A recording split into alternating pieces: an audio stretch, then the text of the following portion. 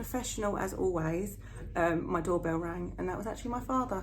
Again, good thing no one watches these really. So he had this theory, okay, the id, the ego, the superego, and his theory went along the lines that the id is the part of your psyche that is driven purely by primal instincts. So, for example, a baby, all right, a baby is purely id driven. So when they wake up screaming in the night and they get their parents up several times a night and they do all of that, you know, and they poo themselves and they do what babies do, they're not doing it because they're horrible. They're not doing it because they want to keep their parents up all night. They're not doing it because they want to create stress or exhaustion. They're doing it because if they don't, they die. Yeah, that's their way of staying alive. They have to fight to be noticed because that in the wild, essentially, like it's evolution, isn't it? So, hang on.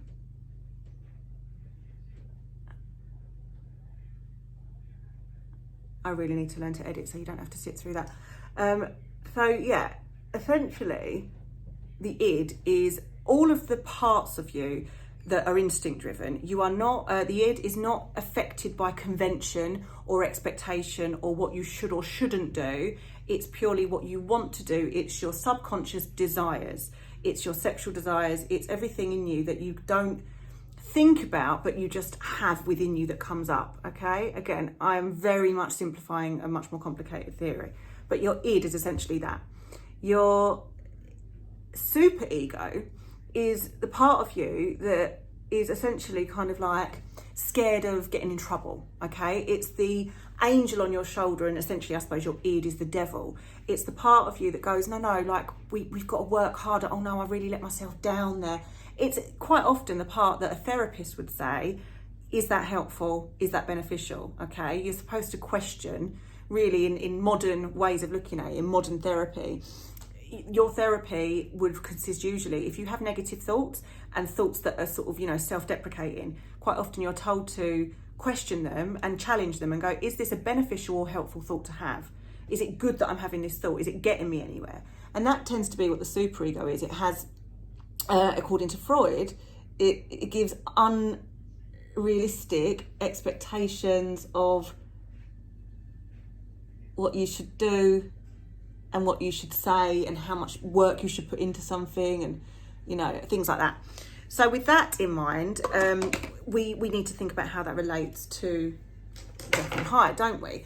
And essentially how it relates is, you could argue, and again, this is just sort of theoretical, it's not like Stevenson ever said this, but you could argue that Hyde is the id, yeah? Hyde is the id because Hyde is driven, he doesn't care what people think of him, he doesn't care how it makes him look, he's not embarrassed by his actions, he doesn't stop himself doing things, he is purely driven by the instinct and the desires that he has, right? He acts on instinct.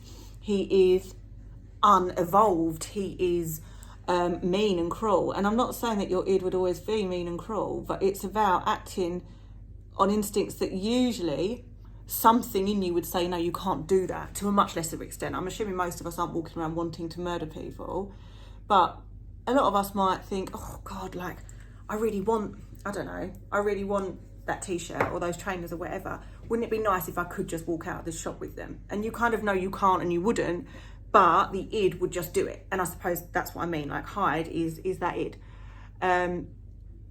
Jekyll is essentially kind of like the superego then, isn't he? Because he feels like, or you could even say that is Victorian society the superego, and Jekyll's kind of trying to mediate between Victorian society and all the expectations put on him from them, and the other side of that, which is his id, his Hyde, trying to like go, who cares about what everyone thinks, just do what you want to do. And that's what he spends his life battling. We'll get more into that in chapter 10, obviously. But I do think you've got to sort of, I think it's worth taking note of that theory because you could make it work. I think there are definitely ways of looking at it. And it's never occurred to me before. And maybe this is something that other people just know, in which case I'm sorry. But I do wonder if actually it might be a nice way of looking at it to say, Jekyll isn't the superego. Jekyll is the normal one. He's the mediator between the perfection that Victorian society demands, i.e. the superego and the kind of degradation and freedom and limitlessness of what the id demands from someone, which is to not care and to not be worried about what expectation society thinks. So he kind of straddles those two, doesn't he? And he has to try and make something work with both of those things affecting him. I don't know, just a thought anyway. So apologies for the rubbish makeup and for the interruptions. I really need to work on my editing skills, I think, but for now I will leave it there, and we are going to move on to chapter 8 next time. It's a slightly longer chapter than some of the ones we've looked at, so I may just do chapter 8, but 9 and 10 are quite long. Anyway, I will work that out. But thank you for listening, and I will see you next time. Bye.